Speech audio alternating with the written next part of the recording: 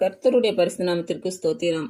இன்றைய நாளுக்கான தேவ வார்த்தை ஏசாயா 43 அதிகாரம் 3 மற்றும் 4 வசனங்கள். நான் இஸ்ரவேலின் பரிசுத்தரும் உன் இரட்சகருமாயிருக்கிறேன்.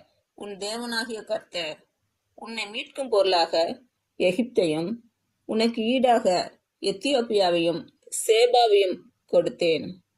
நீ என் பார்வைக்கு அருமையானபடியினால் கனம் பெற்றாய். நான் உன்னை சிநேகித்தேன்.